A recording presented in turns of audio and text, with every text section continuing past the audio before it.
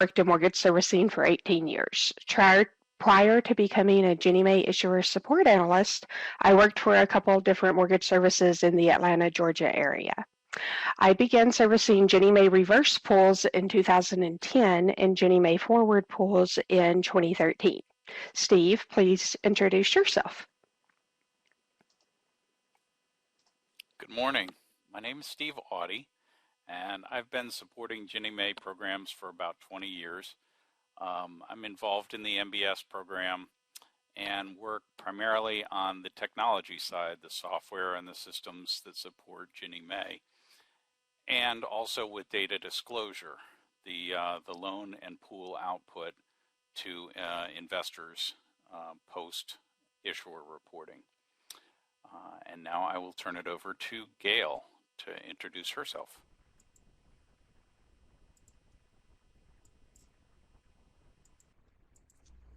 Good morning. My name is Gail Smith. Welcome, everyone. I have been working with the Ginnie Mae team since 2003. I do testing. I work with software and in conjunction with Steve, and I also work with matching and suspense, that module, and other modules inside the RFS program via the My Ginnie Mae. So welcome, everyone. And I will turn it back over to Steve.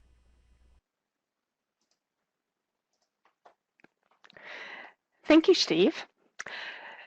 There were homework questions provided prior to the training, which we will be asking for responses throughout this week's training.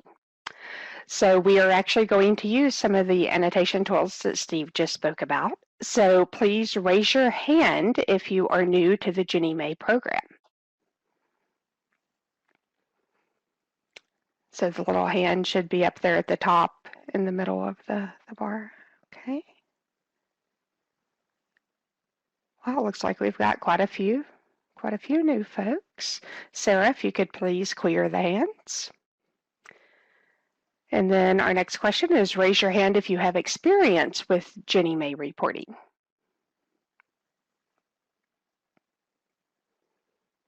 Okay, I'm seeing a few hands.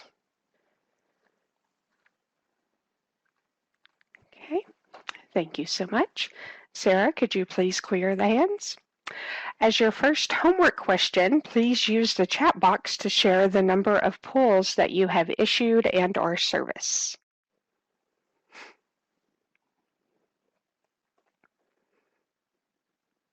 Thank you, Deb and Sherry. Looks like you got 99, 123, 1,300, 2, 5,843, 1,600. Well, wonderful. It looks like we've got a wide variety. Thank you, everyone, for participating. And now if you could raise your hand if you use a subservicer.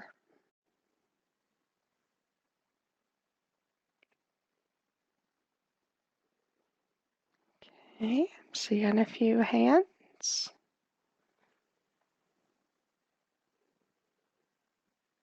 Thank you.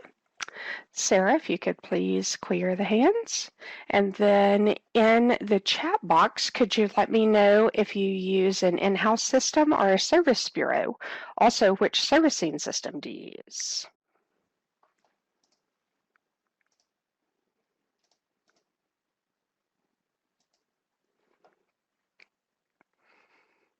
MSP, Sagent, MSP is also Black Knight, Sagent, FICS, Fiserv and MSP.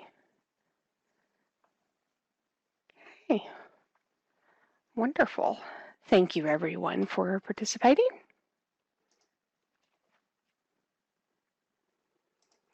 This basic course is intended to train new Ginnie Mae issuers on monthly investor reporting, including the Ginnie Mae Reporting Feedback System, which is called RFS, along with additional important topics. This course focuses on monthly investor reporting requirements from a reporting and business perspective. Future training sessions will will provide more detailed reporting requirements. Today, we will be focusing on the 4 bolded modules on this slide. In this module, we will explain the purpose of investor reporting training, list issuers' primary responsibilities, describe the characteristics of subservicing partnerships, and discuss consequences of noncompliance. A few hot topics that we will be discussing during the training are Ginnie Mae reporting requirements, forbearance reporting. Please raise your hand if you have any loans that you are reporting forbearance data. We will also look at changes to loan terms, RFS enhancements, and cash management.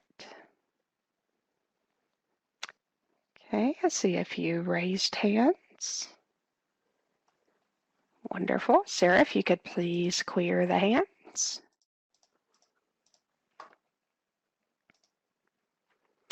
Issuers' primary responsibilities are having employees with Ginnie Mae requirements knowledge, a QC mortgage plan, ability to service Ginnie Mae pools within the MBS guidelines and guarantee agreement, also maintain proper P&I and escrow accounts, ensure sufficient funds are available for ACH P&I drafts, and meet all reporting deadlines. If you use a subservicer, ensure they are compliant with all the guidelines and reporting requirements. So what should a subservicing partnership be? It should be proactive on the issuer's part, ongoing, customized to your organization's needs, include all issuer responsibilities, and have an issuer oversight team of the subservicer's monthly performance. A very important note, as a Ginnie Mae issuer, you are accountable for the subservicer's actions and reporting. As your second homework question, do I have a volunteer for an issuer to explain how they work with their subservicer? If so, would you please unmute yourself and share?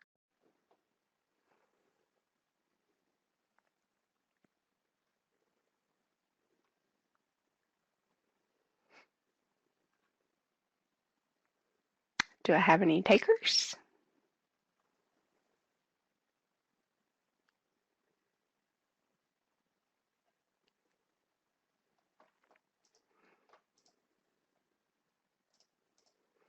Okay. So we will now continue with the reference documentation. In this module, we will list the available resources and reference documentation for issuers, discuss useful resources for job tasks, and explain Ginnie Mae terms. The Ginnie Mae Hotline phone number is 1-833-GINNIE-MAE-HELP. Why, yes, Ginnie Mae Help has one more digit than 466-2435, therefore the last digit is dropped. Option 1 is the Ginnie Net Hotline, which also has an additional 6 options. And option 2 is for RFS for investor reporting with an additional 5 options. I will now turn it over to Steve.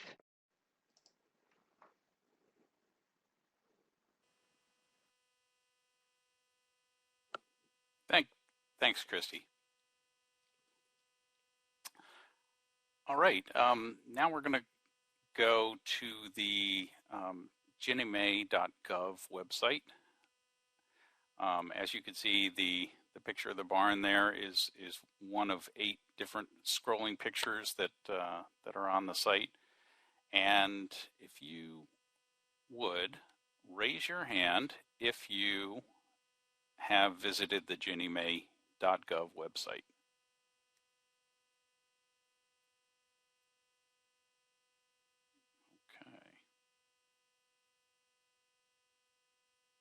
It'd be good to see 53 hands up there.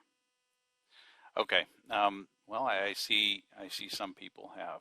This is good. All right. So www.ginniemay.gov is the official site for Ginnie Mae. If you get information from a third party that says Ginnie Mae does this or Ginnie Mae requires that. The official information is provided on the Ginnie Mae site, so always go to that as your source.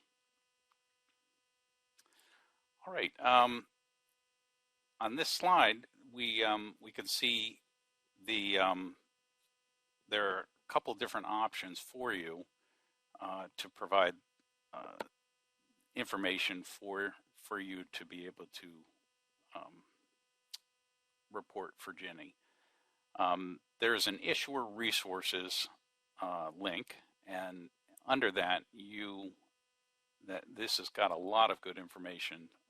This is your access to the Ginnie Mae guide. Each of the APMs, all participant memorandum that come out. There is an issuer calendar that provides the reporting days for each of the what's due on what day in that month. It also has access to the GMAP and Ginnie Net and news and notes and news, that is, that provides information that Ginnie Mae will put out for its issuers. Okay, and you can see on each of these there's a link at the bottom of the slide, and that'll tell you how to get to that specific area. And as will be mentioned later, these slides will be available for you post-training, so you don't need to write down these URLs right now. Secondly, the Ginnie Mae MBS guide is available. This provides all 35 of the chapters for reporting for Ginnie Mae 1s, Ginnie Mae 2s. And then lastly, the Ginnie Mae Investor Reporting Manual is a large document with certain examples of how to report certain situations to Ginnie Mae for the MBS program. Okay, very helpful. More reference documents. So the guide appendices will give you the forms that are needed for Ginnie Mae reporting. And the next one is the MBS guide VI-19, which is your issuer reporting for loans and pools. What I would suggest on that one is for you to print it out. You will use this a lot, and so I've got my example here. I hope you have one too, and refer to it often. Okay, the news and notes and APMs is how you find out information about reporting instructions and any new guidance that comes out for your Ginnie Mae reporting. All right, in addition, there's an FAQ page that is topical. If you put in a certain topic, there's a drop down that allows you to select different topics, and there are preloaded questions and answers regarding reporting to Ginnie Mae. So that'll be helpful on the FAQ page. Okay. The next slide are some common Ginnie Mae terms. As I go through these, feel free to write in the chat if there are any confusing terms. I'll cover this real briefly, but the FIC is the P&I for the individual loan on the loan payments in a pool. A loan package is a reference. It's a pool that is a part of a multiple issuer pool. as opposed to a pool in a custom Ginnie 2 or in a Ginnie 1. All right. The pool itself is separate from the security. As you can see, those next two, the security is the pass-through for the investor. The pool is the reporting that you report on with loans and pools. The pool UPB is the balance of the loans, not the security RPB.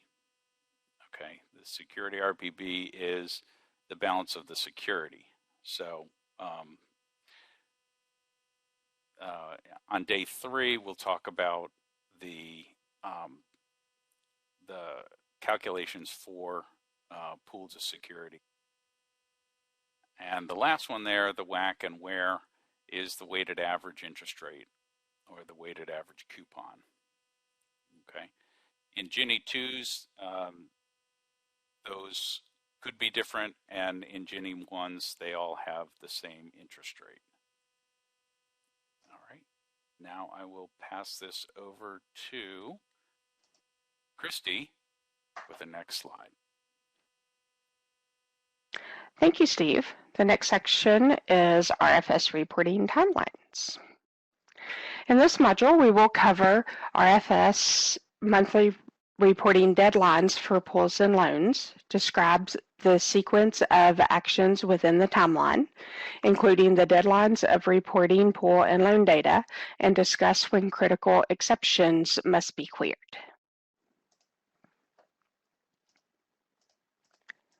For each pool and loan package, issuers must submit 100% of their monthly pool and loan data by close of business, which is 7 p.m. Eastern Time on the second business day. Here is a snapshot of important dates, which will be explained in more detail on the next slide.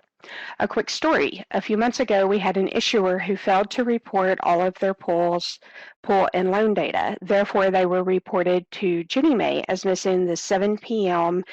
Eastern Time second business day deadline, which may result in a monetary penalty from Ginnie Mae. This is a snippet of the full monthly RFS timeline. RFS opens on the 25th of the month for reporting. On the morning of the first calendar day, RFS opens for file submissions. Even if the first calendar day is on a weekend or a holiday, we work to open RFS. After the issuer files are processed, RFS feedback is posted in e-notification. The initial pre-collection notice is available on the third business day, which is based on the second business day RFS Pool Record Security RPB. The final pre-collection notice is available on the sixth business day, which is based on the fourth business day final RFS Pool Record Security RPB. The monthly reporting certification opens on the 10th business day, with the deadline being 7 p.m. Eastern Time on the 14th business day. Ginnie Mae 1 guarantee fees are drafted from your designated bank account on the 10th calendar day. Ginnie Mae 2 guarantee fees are drafted from your designated bank account on the 19th calendar day. Please see Chapter 6 of the MBS Guide if the calendar days are not business days. Ginnie Mae 1 P&I remittance is drafted on the 15th calendar day, while Ginnie Mae 2 P&I remittance is drafted on the 19th and or the 20th calendar day. Please see Chapter 15 of the MBS Guide if the calendar days are not business days. On the 25th calendar day, our RFS closes for the current month and opens for the next month's reporting cycle.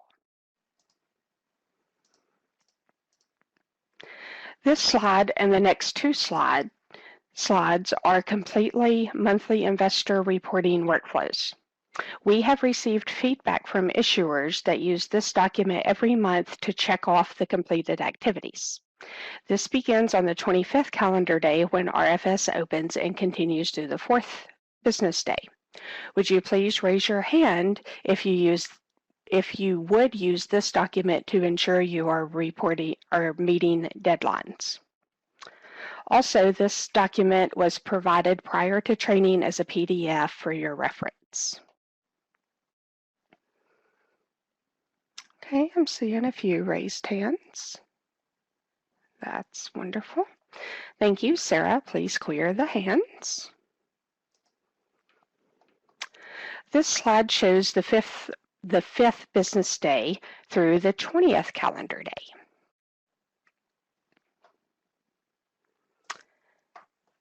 And this slide shows the various suspense, the 25th calendar day when RFS closes, and a few monthly, quarterly, and annual items which we will be reviewing throughout this training. Sarah, would you please post the polling question?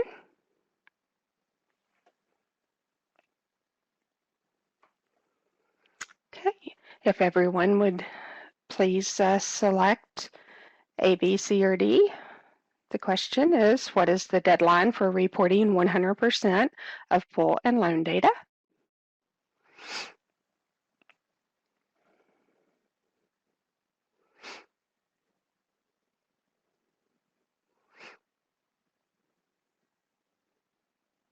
Okay, it looks like we've got about 40 or so of the participants that have answered. We'll give it a few more seconds.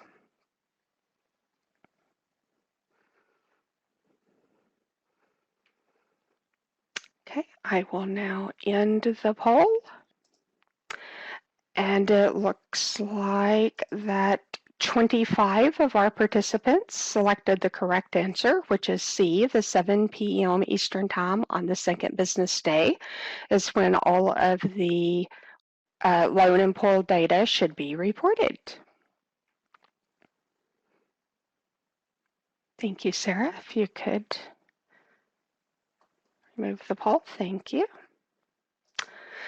So now we will take a 10-minute break. When we reconvene to continue training, Gail will be presenting. Ryan, could you please start the 10-minute timer? And we will return at 10:38. I'm sorry, yes, at 10:38. Thank you. Gail, are you ready to get started? Good morning. Yes, I am.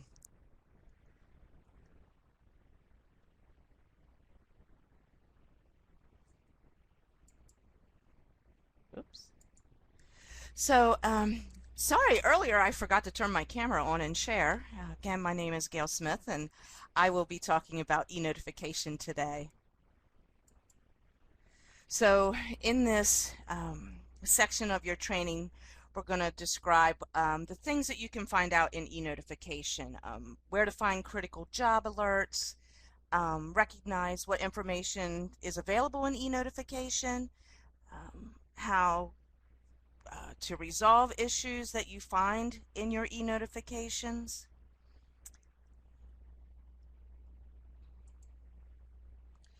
Could you raise your hand, please, if you have never even looked at e-notification?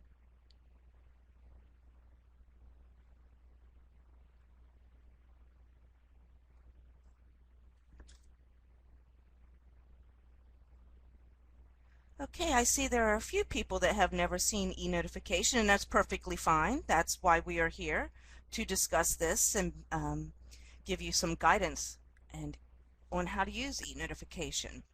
I have another quick question. If you could lower the hand, Sarah. How many issuers or how many participants today actually have like a pop-up on your calendar to remind you to look at e-notifications or some other type of reminder?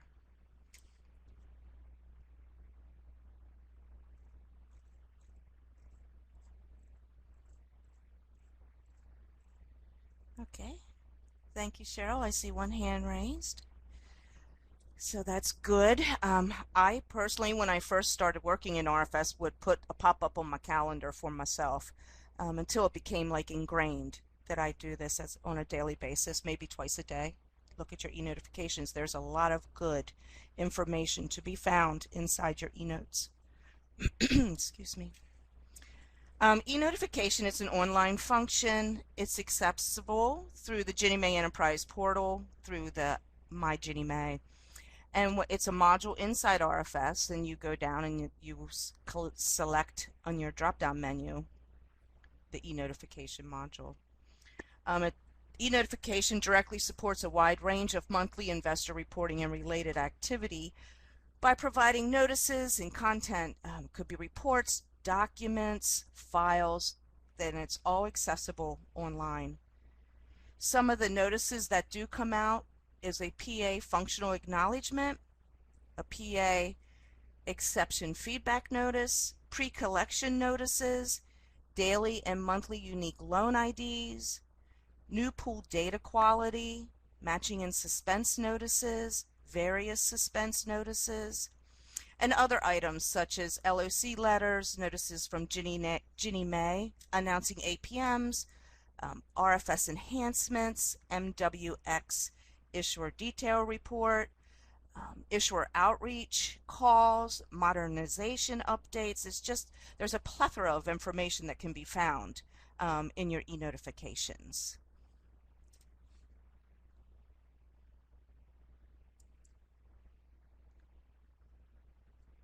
The e-notification information, it provides notices and content. It could be PDFs, letters, links. We give you information for pool processing systems, central payment and transfer systems, custom notices from Ginnie Mae. Many of these they're daily, routine daily, they're weekly, they're monthly, and some are quarterly as well. So we do send you reminders for a lot of things that are due. We help you if you don't have your schedule in front of you.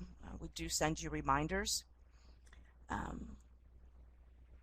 Many of the notices have a direct link to the content, and it is up to the issuer to determine how best to use that content. Some content is in raw data and some of it is formatted. The notifications always link to the most current available content. So if you need to request something from a prior period, it must be obtained through the Ginnie Mae Hotline, and that you see the number listed there on your slide, and that is option 2. Raise your hand if you have any questions.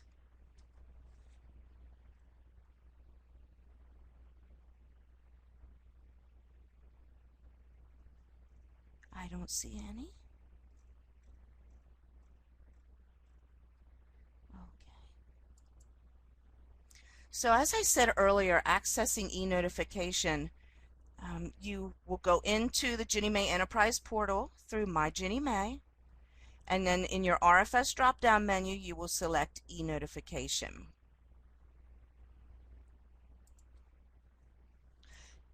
Is there anyone who does not have access to e-notification in RFS?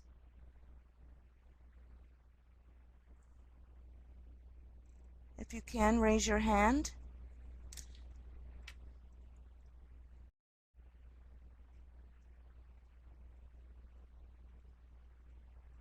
Okay, so that means everybody has access, which is wonderful.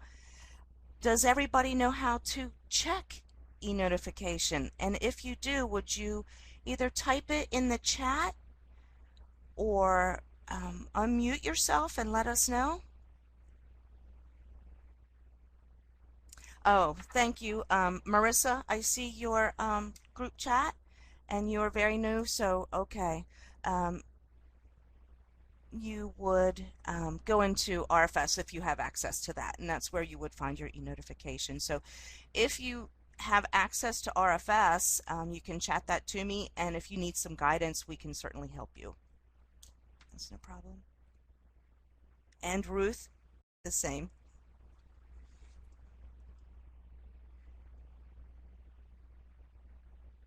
Does anyone know have access to RFS e-notification and would like to share how they access it or they use it or what benefits they have found from it? You can unmute yourself or put it in the chat.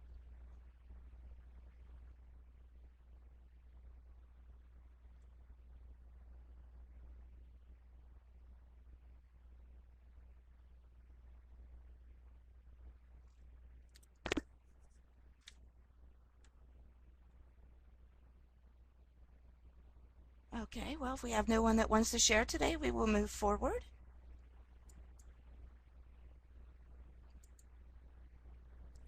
This is an example of a passive email. Everyone should be signed up with a passive email address. A lot of companies set up a generic email address like info at, we'll say at VDev Corp where I work, and anytime there's an e-notification posted, a passive email will be sent to that email box, letting you know that there is an e-notification to be read. Oh, Sabrina, thank you. I see your chat helps remind you of upcoming deadlines such as matching and suspense due dates. Oh, rah rah. that's where I work. So thank you for sharing that, Sabrina.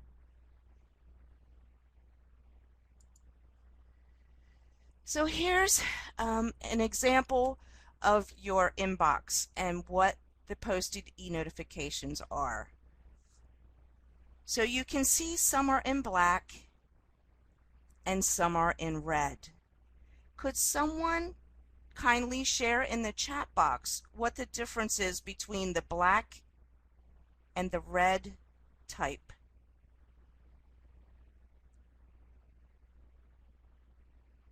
All right. So thank you. I'm trying to catch up with the scroll. Thank you, Deb, Sabrina, Jessica, Suzanne. Hopefully I didn't miss anyone. And absolutely, that is correct. If they are in red, they have not been opened and looked at. So thank you for sharing. PA functional acknowledgments. These again will be listed in your e-notifications, and you can access them. There is a link on the screen there. You will see it link. You right click on that and you can open up and download. Oh, thank you, Suzanne, for sharing. You mostly use it to monitor your commitment authority.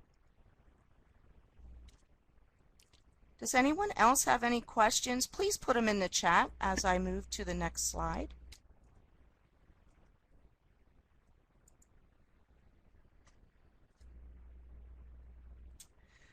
So this is a functional acknowledgement download file, and as you can see, the highlighted yellow means that your file was accepted. If it wasn't, there would be an R, meaning it was rejected. What would you do if you saw the reject flag when you checked your functional acknowledgement? Please unmute yourself or type it in the chat.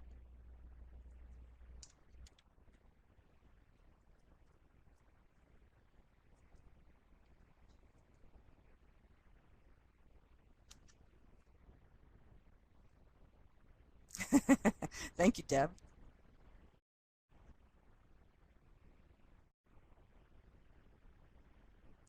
Deb says she would figure it out and correct it.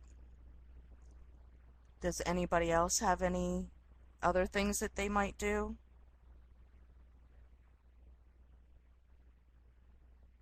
Well, if you've never had a rejected file and you do in the future experience one, you also have the option of calling our help desk, and that would be the help desk option 2 and then option 1, and they will gladly help you.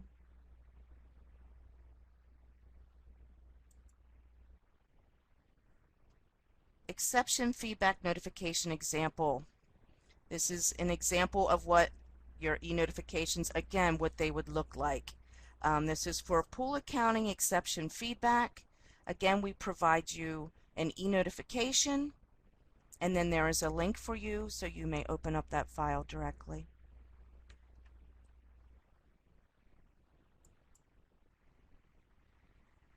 This is an example of what your exception feedback download file might look like.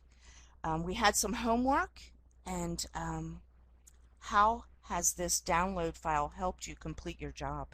If you would share in the chat, or again, you may unmute yourself.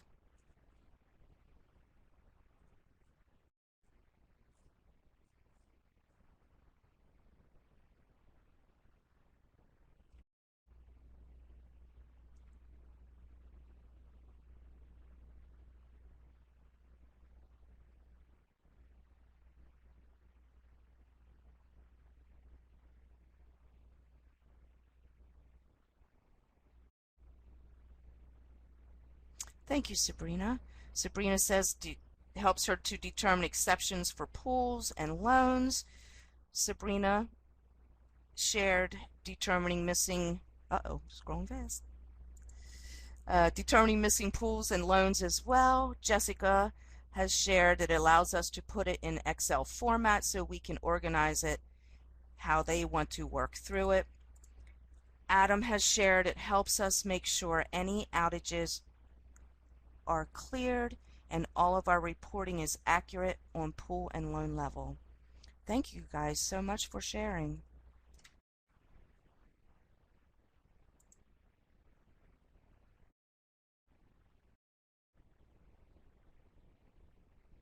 Okay, we will move on.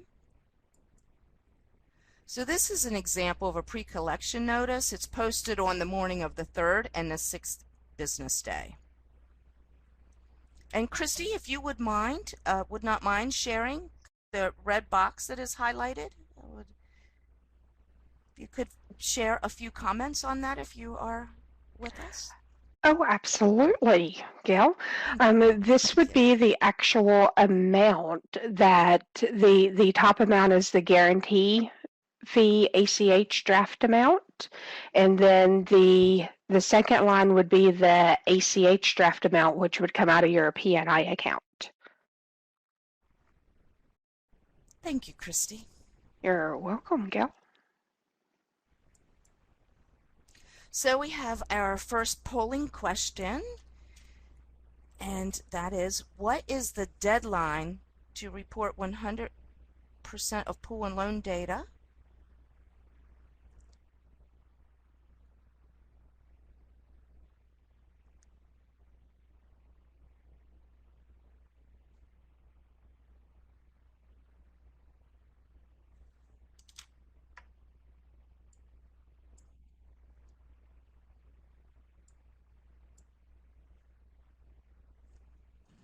Hi, and this is Sylvia. While you guys are completing your polling, please check your private chat just to make sure you haven't received an inquiry, a request from me.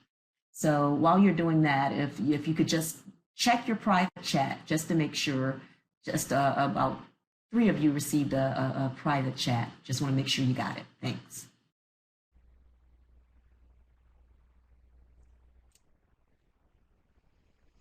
Okay, so the answer, 54%, indicated that it is 7 p.m. Eastern Time on the 2nd business day, which is the correct answer. Thank you. May we have the next polling question, please? The next question is, what is the deadline to report? Oh, there we go. Sorry about that. What is the deadline to clear critical alerts?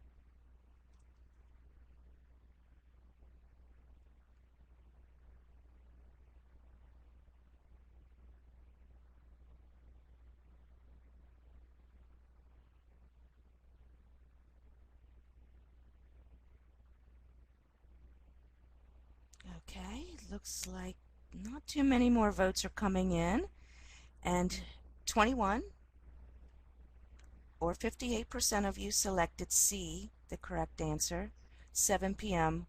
Eastern Time on the 4th business day. Thank you. May we have our next polling question, please? Thank you, Sarah. So this is a true-false question. True-false. Operations can confirm when you have read your e-notifications.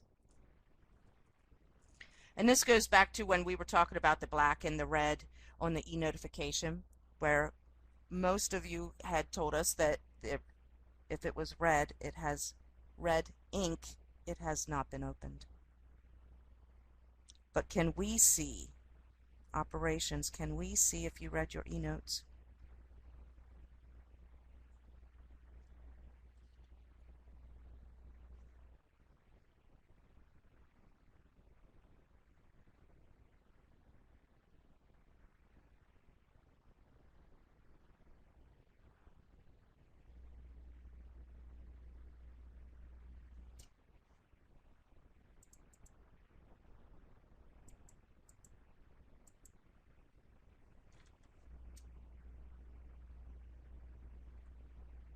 Okay, I don't see a lot more votes coming in, and the answer is true.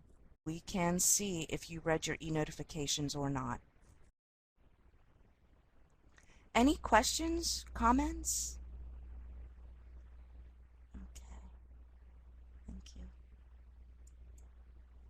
So now we are going to break into 3 groups, and I will turn that back over to Christy. Thank you, Gail. Yes, we are now to our breakout rooms session or section of the session where we will be analyzing the e-notification screen. So we will break out into 3 separate groups. We will be discussing the following list of items and the actions needed for these notifications. Once the breakout rooms have finished, we will reconvene for discussion from the other breakout rooms and have a questions and answers session. Sarah, would you please start the breakout rooms for 10 minutes?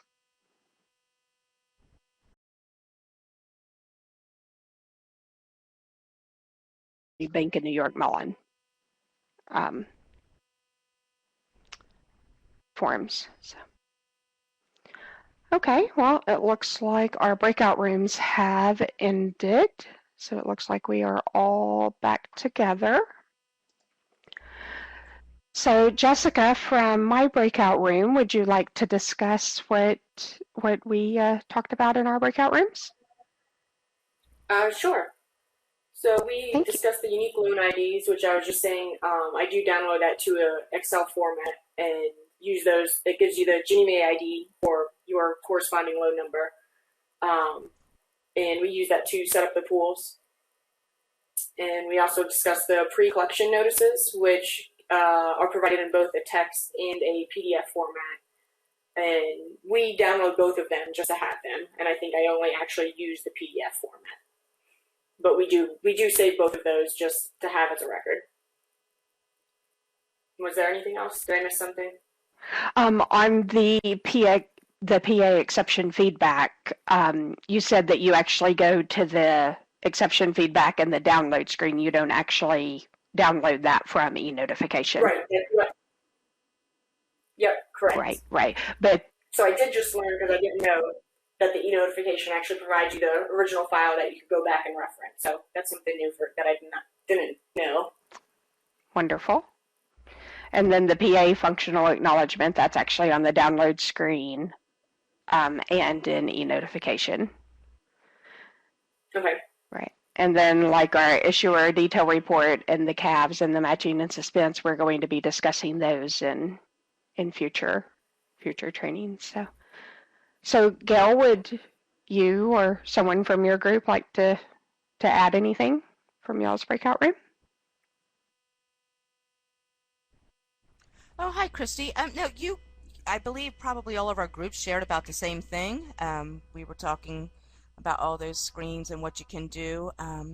We did have questions about the passive email, and could you have more than one email address? And what I was indicating is we are permitted to have one email address, and that's why we suggest that you make it a generic email address. So if you have just one person that's assigned to that, and say you're out sick or you go on vacation, you won't be able to see those. No one else in your organization will be able to see those e-notifications. So we recommend setting up a generic. Absolutely. Thank you, Gail. Thank you, Christy. So Steve, do you have anything to add?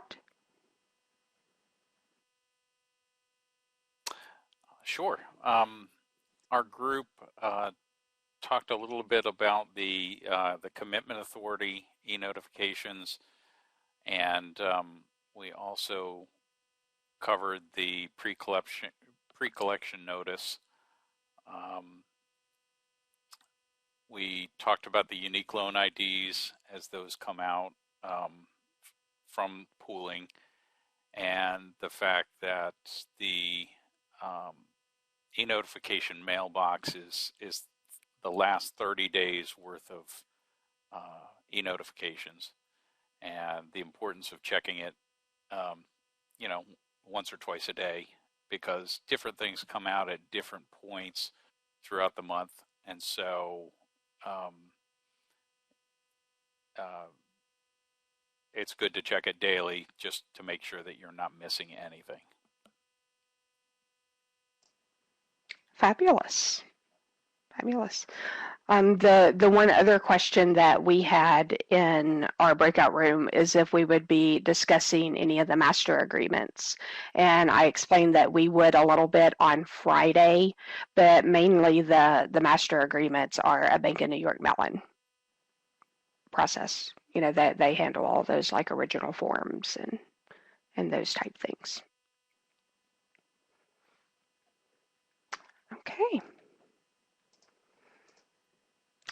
So now we are to our question and answer session. So if anyone has any questions about today's topics, if you could please unmute yourself and ask or type in the chat box.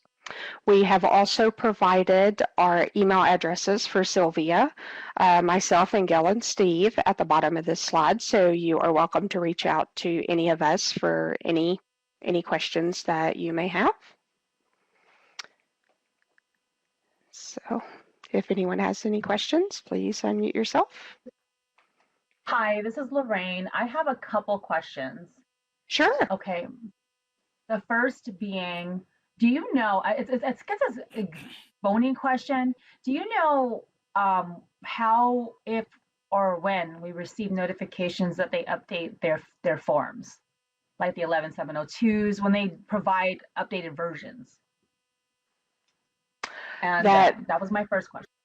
Okay, that would be a Ginnie Mae account executive question or a Bank of New York Mellon question. So you could call the hotline and do option 1 to ask that, or reach out to your Ginnie Mae account executive. Okay, perfect. And I will do that. And my second question is the pre-collect reports, the initial and the final, will those ever be, could that data be communicated on both a PDF and a CSV or an Excel version? Oh, well, it does come out as the raw version, which is a text file. So right now you could actually export the text file to Excel if you would like, but that would actually also be a Ginnie Mae account executive or a Bank of New York Mellon question, because that information actually comes from Bank of New York. It is just in the portal for you to be able to download it in the PDF and the raw format. Okay, thank you. Is there anyone else that has any questions that would like to speak? I noticed that there was a question from Brian Hogan, whether or not this deck would be emailed out or will be provided. Sylvia will address that at the end of the session, I believe. And then there was one more question: can we have more than one passive email address for e-notifications? That's a very good question that comes up quite often in training. Gail, do you want to address that?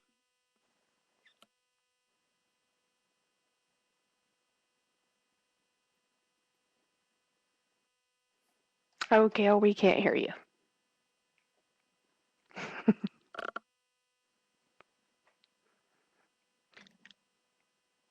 Is your microphone not working, Gail? Can you hear me now? Yes, ma'am. is such that commercial.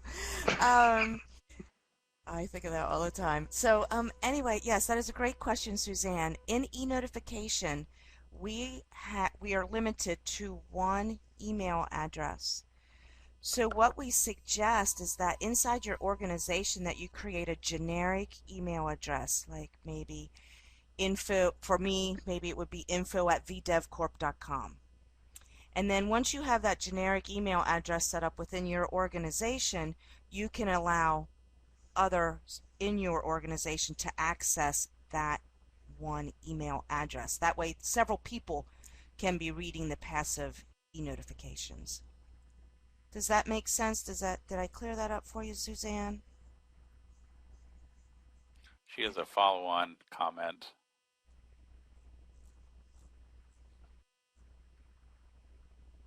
That that would probably, Suzanne, be internal to your organization. Maybe you set up some rules for your third party to send them to you, or you change the passive email address into your organization and then you pass the information on to your third party.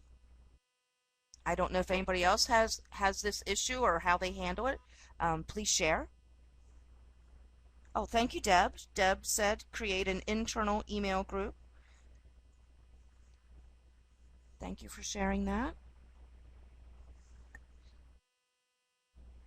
Right, and also like Gail had mentioned during the training, you could just have a reminder set up, on your like Outlook calendar that pops up, that reminds you to check your e-notifications, a couple times a day.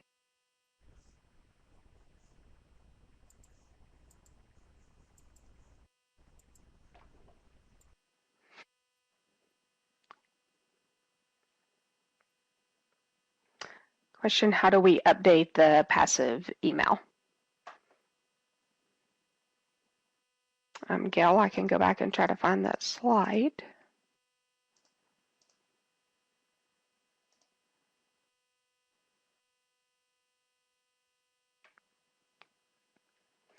So here within RFS under e-notification, you can click on the passive email gray box, which is the second box toward the top of the screen, and you would enter your issuer number and the email address, which could be, an individual email address or a group email address, and click submit at the bottom.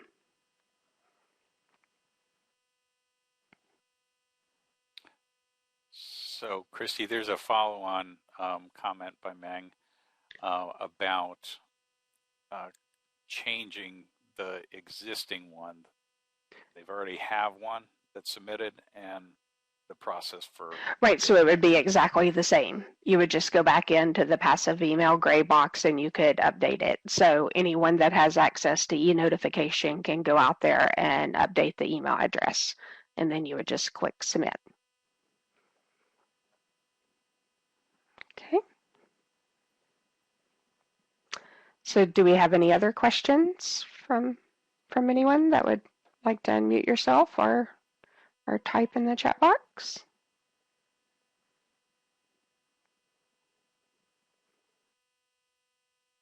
Okay, if we do not have any other